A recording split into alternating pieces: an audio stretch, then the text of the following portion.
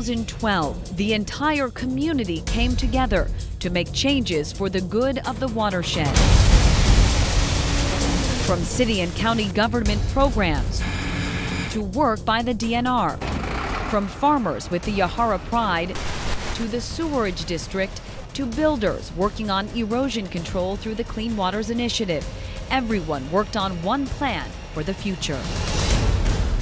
This problem of our water quality is based on a lot of different sources of phosphorus coming into the lakes, and so we all need to play a role, and everybody's involvement is very important.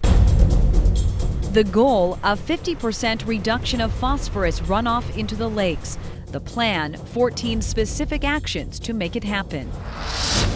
This is a pretty comprehensive look on what's going on in terms of what's the water quality, what's the beach situation, the ice conditions on the lake. It gives you a good overall picture of what's going on with the lakes. Dia Larson-Converse wrote the report, State of the Yahara Lakes 2012, working with the Clean Lakes Alliance, scientists, and agencies from every level of government, from local to federal. There is hope for the lakes. The work that they've done has really made me hopeful that maybe my kids will be able to see some of the benefits of the work that's being done. The report shows promise. Dane County Lakes and Watersheds worked on landscape innovations, including wetland restoration, grass buffers near streams, and roofs over livestock. These actions in agriculture resulted in more than 2,500 pounds of phosphorus diverted from our waterways. The county also funded creative ideas. We also had the Yahara Pride group experimented with new practices like cover crops. Annual ryegrass was flown in on more than 800 acres of standing corn to get grass growing while the corn was still up, covering exposed cropland susceptible to winter runoff. In urban areas, cities connected to the watershed, Madison, Middleton, Monona, and Fitchburg, are all doing their part to keep the phosphorus out. The thing that I learned in putting together a lot of this information is you get this impression that beaches are always closed because you just remember the bad days. But there's been a lot of work being done on them over the last couple decades by different groups, and it's been getting cleaner. We saw an influx of beach use, and our numbers last year were significantly higher than any of our numbers within the last 10 years. The City of Madison Parks Department has taken innovative steps to ensure cleaner, healthier water. Number one, it's an aesthetic resource.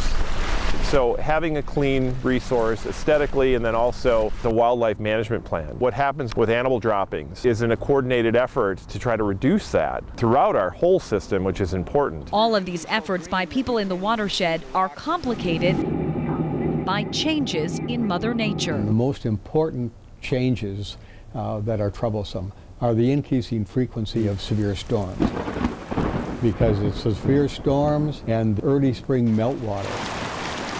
Those are the two things that bring the bulk of the nutrients in. But last year was a weather anomaly and an opportunity for scientists. 2012, as most people will remember, we had a severe drought.